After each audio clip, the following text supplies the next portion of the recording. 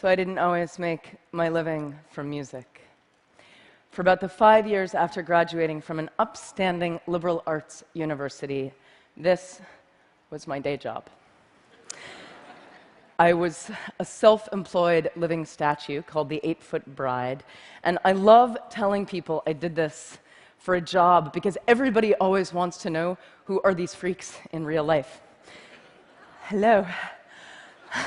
I painted myself white one day, stood on a box, put a hat or a can at my feet, and when someone came by and dropped in money, I handed them a flower and some intense eye contact. And if they didn't take the flower, I threw in a gesture of sadness and longing as they walked away.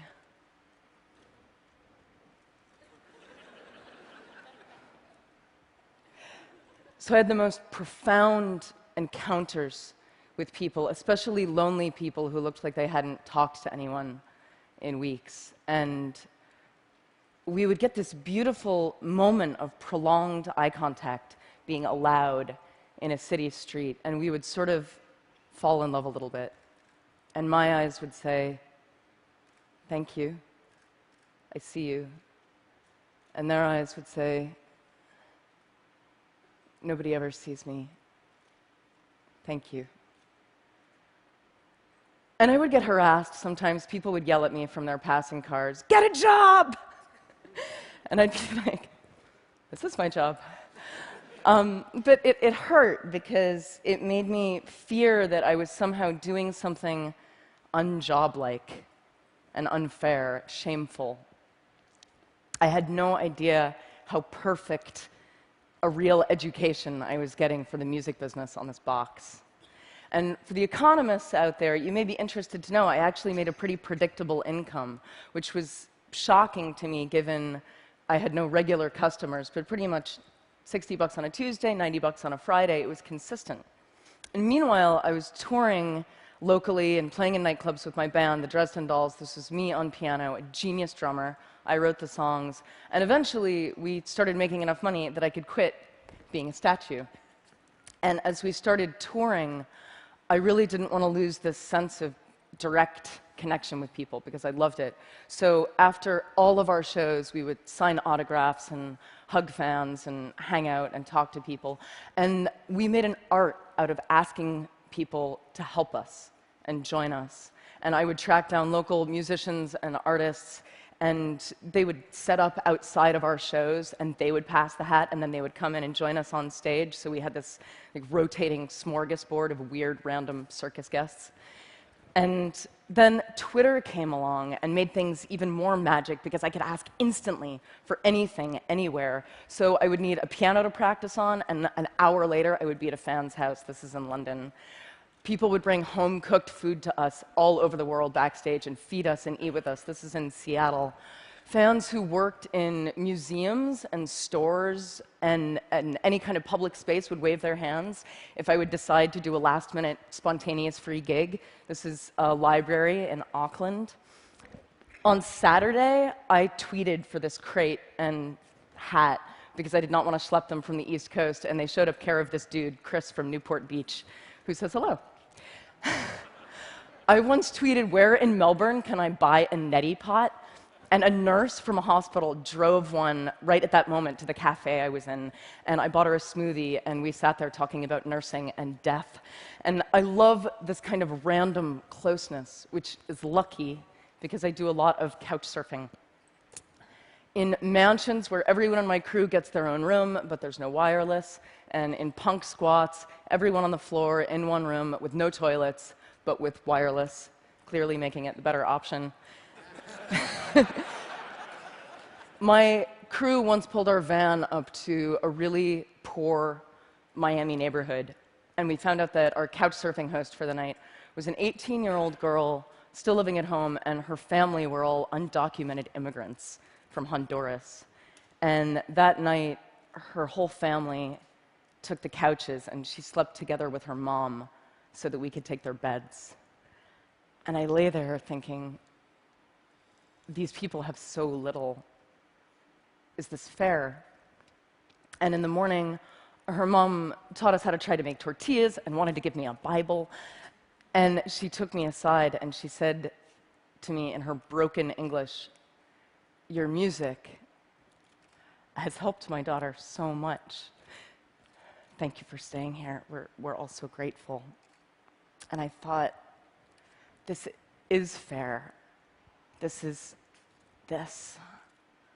A couple months later, I was in Manhattan, and I tweeted for a crash pad, and at midnight, I'm ringing a doorbell on the Lower East Side, and it occurs to me, I've never actually done this alone. I've always been with my band or my crew. Is this what stupid people do? Is this how stupid people die?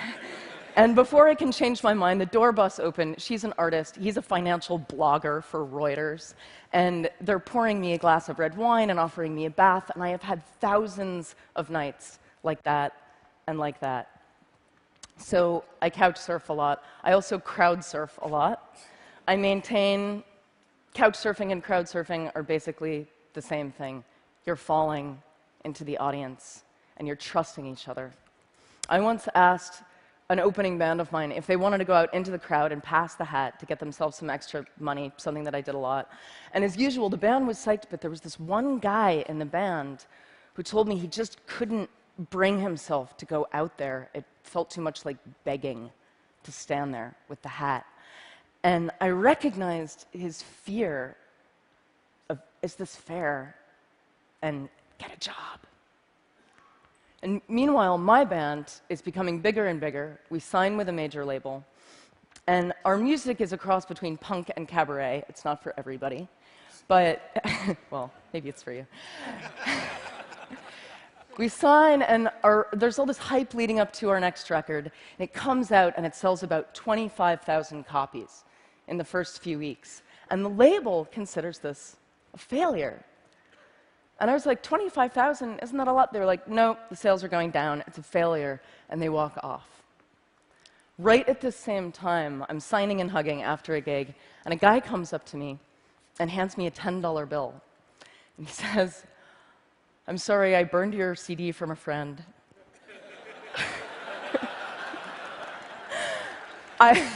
But I read your blog, I know you hate your label, I just want you to have this money.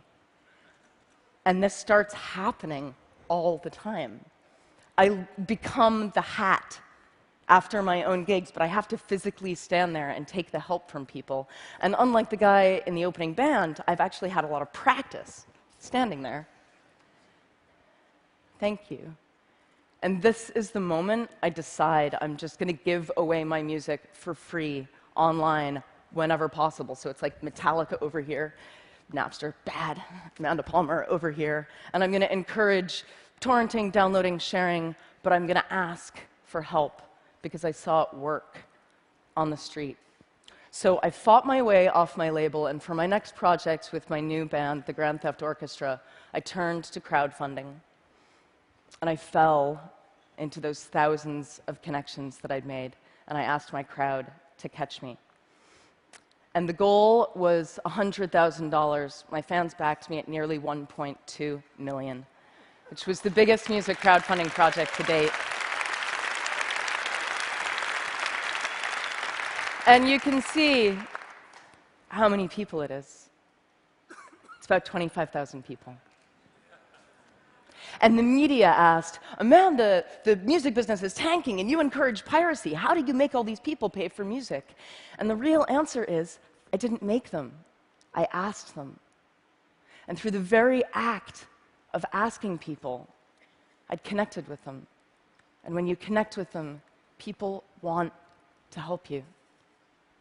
It's kind of counterintuitive for a lot of artists. They don't want to ask for things, but it's not easy. It's not easy to ask. And a lot of artists have a problem with this. Asking makes you vulnerable. And I got a lot of criticism online after my Kickstarter went big for continuing my crazy crowdsourcing practices, specifically for asking musicians who are fans if they wanted to join us on stage for a few songs in exchange for love and tickets and beer. And this was a doctored image that went up of me on a website. And this hurt in a really familiar way. And people saying, "You're not allowed anymore to ask for that kind of help," really reminded me of the people in their cars yelling, "Get a job." Because they weren't with us on the sidewalk, and they couldn't see the exchange that was happening between me and my crowd, an exchange that was very fair to us, but alien to them. So this is slightly not safe for work.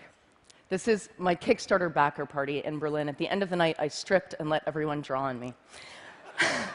Now, let me tell you, if you want to experience the visceral feeling of trusting strangers, I recommend this, especially if those strangers are drunk German people. This was a ninja master level fan connection, because what I was really saying here was, I trust you this much. Should I? Show me.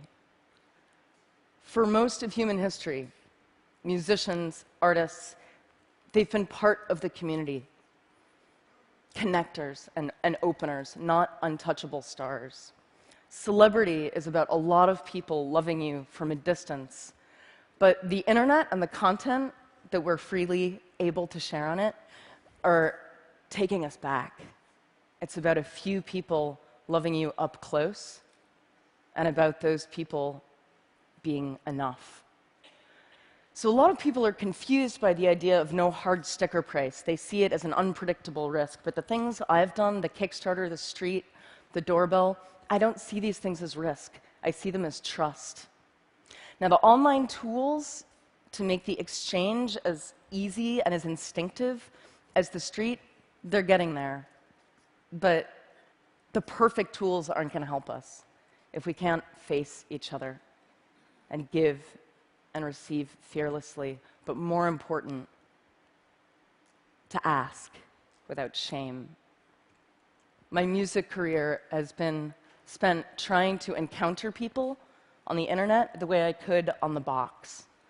So blogging and tweeting, not just about my tour dates and my new video, but about our work and our art and our fears and our hangovers, our mistakes, and we see each other.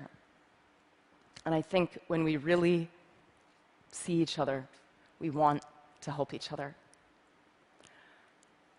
I think people have been obsessed with the wrong question, which is, how do we make people pay for music? What if we started asking, how do we let people pay for music? Thank you.